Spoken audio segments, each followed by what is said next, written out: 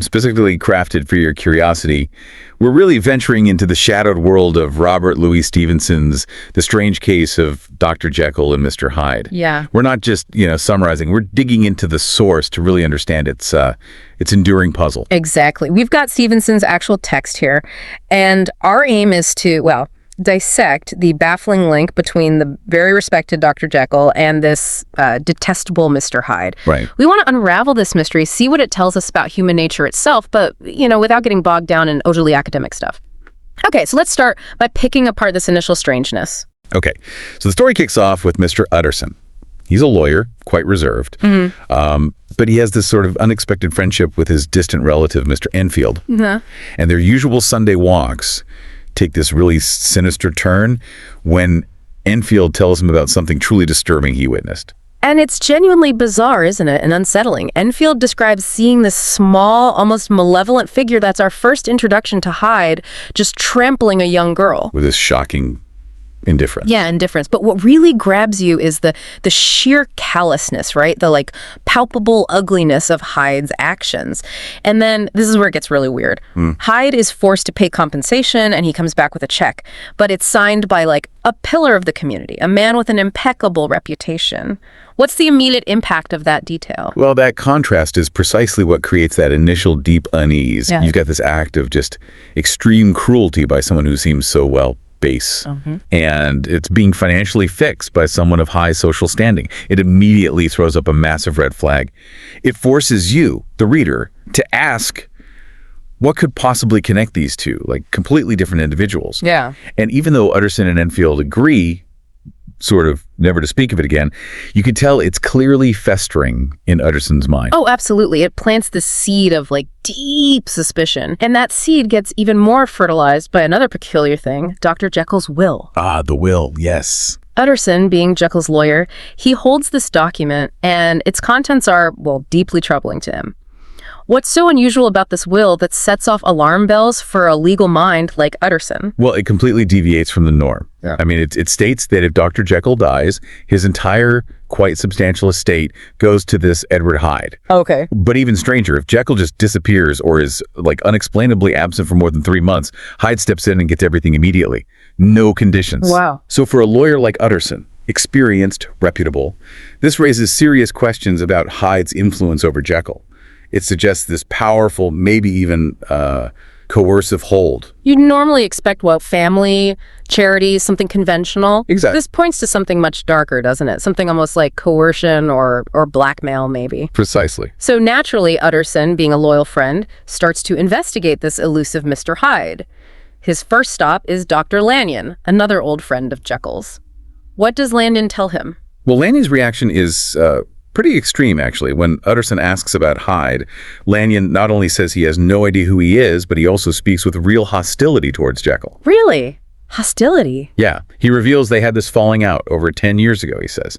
And he blames it on Jekyll getting involved in what Lanyon just dismisses as unscientific balderdash. Unscientific balderdash. Okay. So Lanyon's really strong denial. And his, total rejection of whatever Jekyll's been up to recently, it just deepens the mystery around Hyde.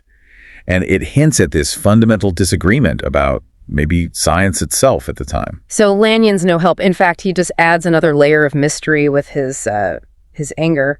But Utterson isn't easily put off, is he? Not at all. He becomes kind of fixated on seeing this Mr. Hyde for himself, and his persistence, it eventually leads to this really disturbing encounter late one night near Jekyll's laboratory. Can you sort of paint a picture of that meeting for us? Yeah, so Utterson basically stakes out the place. He waits near the laboratory, and finally he encounters Hyde as Hyde is unlocking the door to go in. Okay. And Hyde's initial reaction is almost like animalistic Stevenson writes, this hissing intake of the breath. Ooh. And while Hyde does answer Utterson's questions sort of coolly, he never really looks him in the eye, but it's Hyde's physical presence that really profoundly affects Utterson. He's described as pale and dwarfish, and giving off this powerful impression of deformity, even though Utterson can't actually pinpoint any specific physical problem. It's like Hyde radiates this aura of just deep, inexplicable revulsion. But interestingly, Hyde does give Utterson his address in Soho, That's fascinating, isn't it? That sense of deformity without a clear cause. It almost suggests it's like moral or spiritual, not physical, that Utterson's sensing this deep-seated evil. Exactly. It's a feeling, not a sight. And this encounter leaves this lasting, really unsettling mark on him. So, driven by this unease, Utterson then goes to Jekyll's house, talks to Poole, the loyal butler. What does Poole reveal about Hyde's connection to his master? Poole confirms that, yes, Hyde has a key to the laboratory, and that Jekyll has given these strict orders that the whole household has to obey Hyde, without question. Wow, obey him. Yeah, and he also points out that Hyde never dines with the family, always uses the lab entrance. It just emphasizes how secret, how clandestine their relationship is. Poole's information really just strengthens Utterson's growing suspicion that Hyde has some dark hold over Jekyll. Maybe blackmail about some past mistake. Utterson even thinks about the idea of a ghost of some old Sam. So Utterson's putting together this really troubling picture, right? He's got these fragments of a puzzle, but the main image is still hidden. He then has dinner with Jekyll, hoping maybe he can get some direct answers. How does Jekyll respond when Utterson brings up the will and Hyde? Jekyll's behavior during this dinner is quite revealing. He tries to seem composed at first, but just mentioning the will clearly makes him uncomfortable. You can see it. Oh, yeah.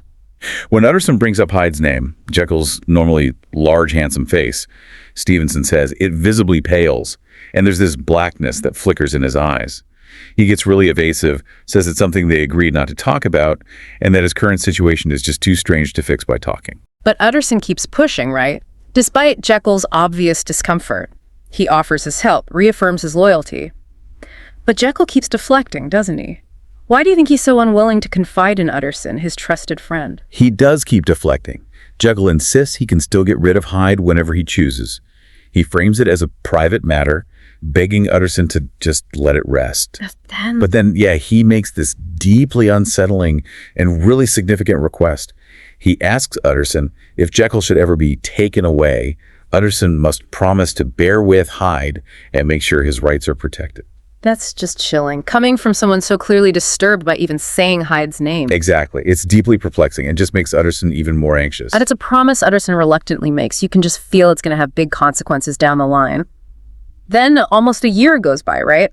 And London is absolutely horrified by this brutal act, the murder of Sir Danvers Carew, a very highly regarded man in society.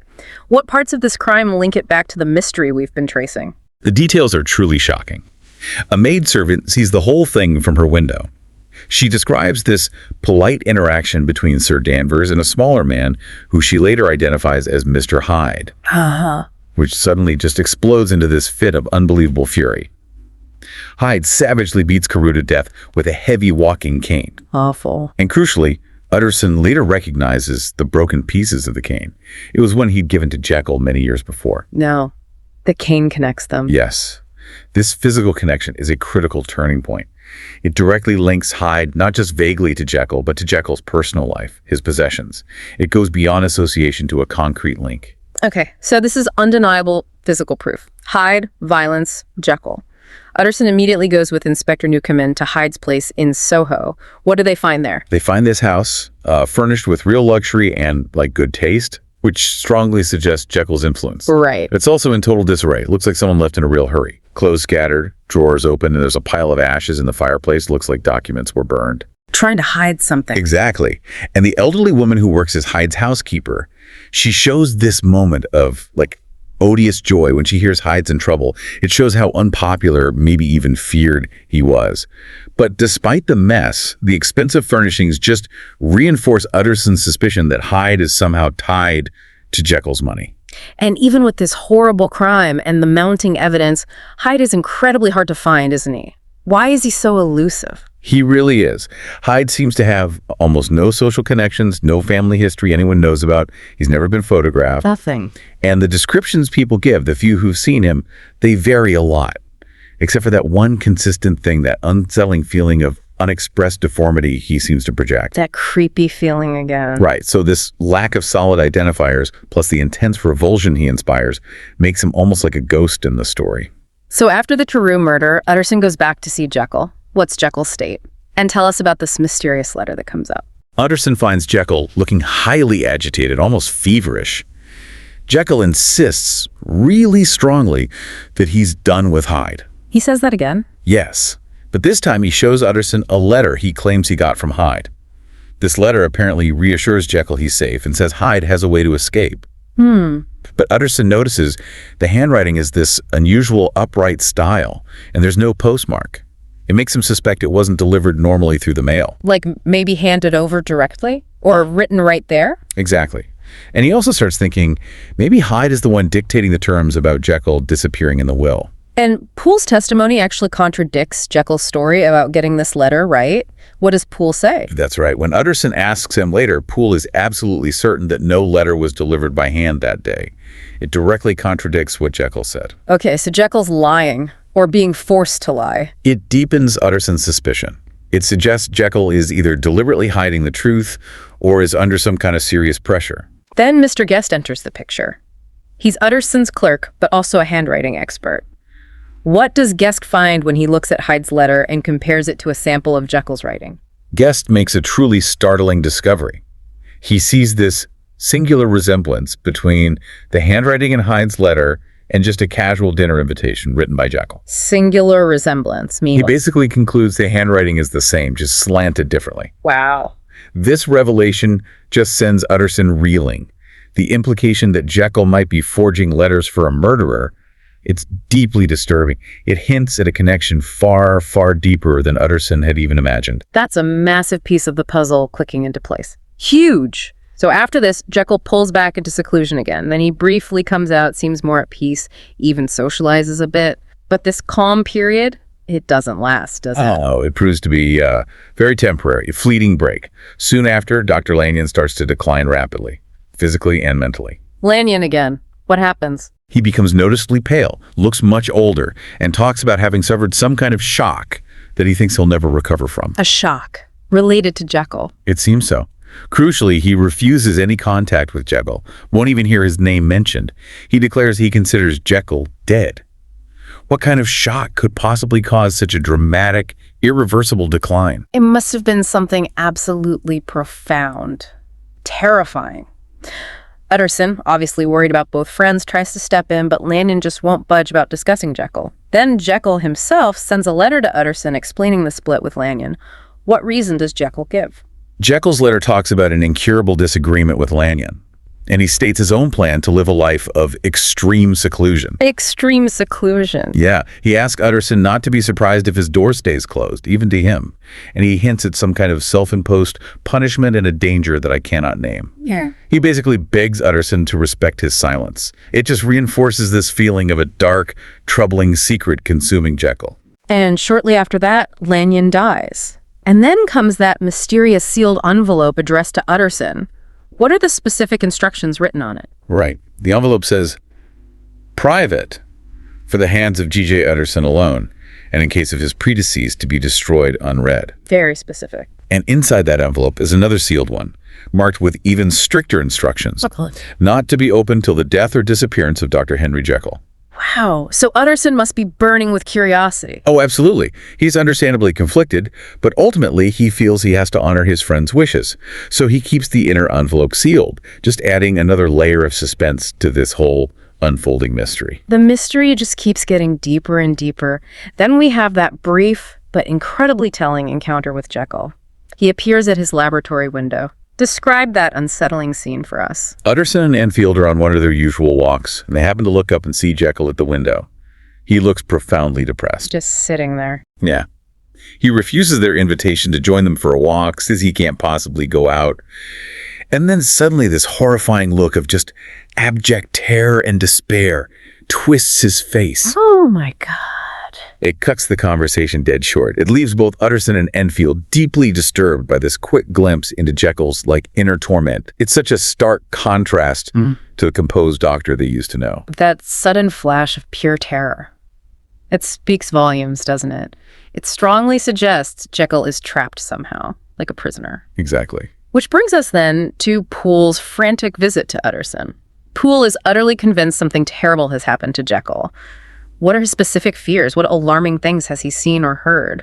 Poole shows up at Utterson's house in a complete state of panic. He's convinced the person locked inside Jekyll's laboratory cabinet is not his master. Not Jekyll. That's what he believes. He says he's heard this voice coming from inside, constantly crying out for a specific kind of medicine, a drug.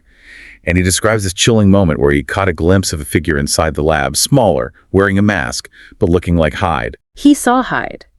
Or someone like him. Someone resembling Hyde, yes.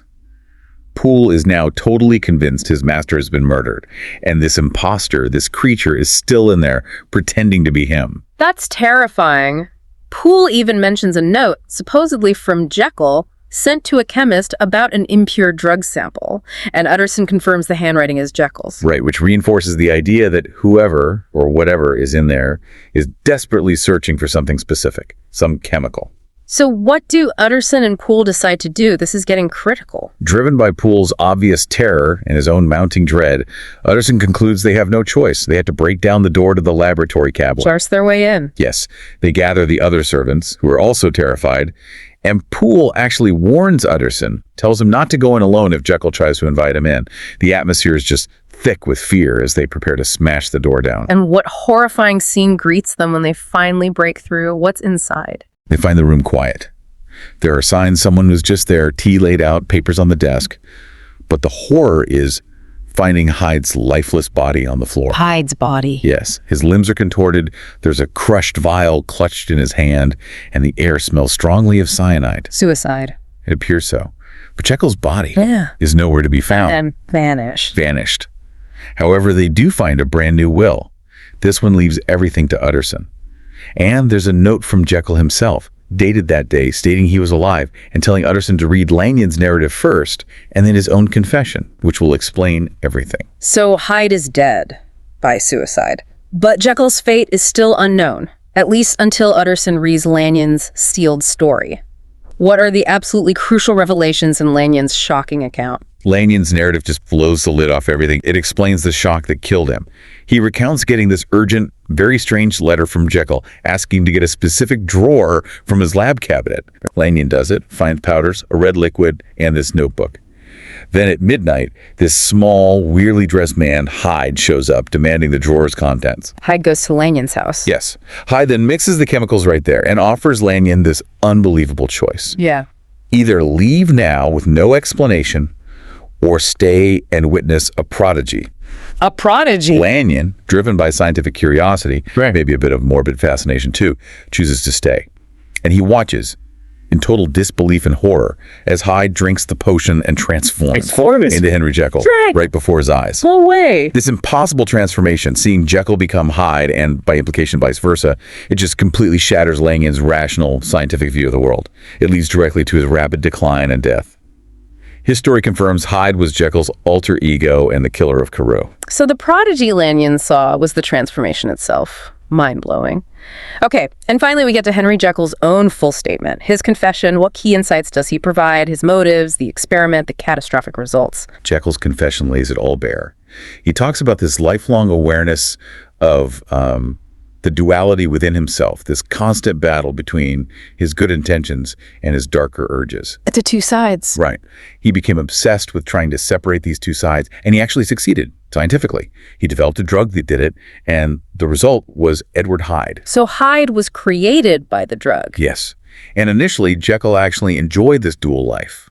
He could indulge all his base desires as Hyde while keeping his respectable Jekyll persona intact. The perfect crime, almost. In a way. But Hyde's power, his independence, it grew, unchecked. Eventually, Jekyll started changing into Hyde involuntarily, without the drug. Oh, wow. Losing control. Completely. The murder of Sir Danvers Carew was a horrifying example of Hyde's evil intensifying, breaking out uncontrollably. Jekyll tried to suppress Hyde after that, tried really hard to be good. Did it work? For a while. But the transformation started happening more often, becoming harder to control. Especially when his original supply of a key ingredient, some kind of impure salt it turned out, started running out. The new batches didn't work the same way. The formula was flawed without that impurity. Exactly. He couldn't replicate it. His confession is this tragic story of a man who tried to master his own nature, but ended up unleashing a monster and becoming its prisoner. He writes it knowing he's trapped as Hyde, that the original salt is gone, and his next transformation will likely be his last, probably ending in Hyde's death. So the ultimate revelation, the core truth, is that Jekyll and Hyde were never really separate people. They were two facets of one complex man, unleashed by his own science, his ambition, maybe his hubris. That's the final aha moment, isn't it? These seemingly different figures were just expressions of one fractured self. Precisely. And if you connect this back to, our own understanding, it really forces us to confront the possibility of that kind of inner conflict, the darker impulses that might exist within all of us. Yeah. This story is such a powerful reminder of, the potential consequences of desires we don't examine, and just how complex, how paradoxical human psychology and identity can be. It certainly makes you think about the masks we all wear, doesn't it? The faces we present to the world. And maybe, just maybe, consider the potential for our own inner Hyde to slip out under pressure or, certain circumstances. It really invites a deeper look at our own self-awareness and that tricky balance we try to keep between our inner world and the image we project outwards. A chilling thought, really, but also quite thought-provoking to carry with you. Wouldn't you agree?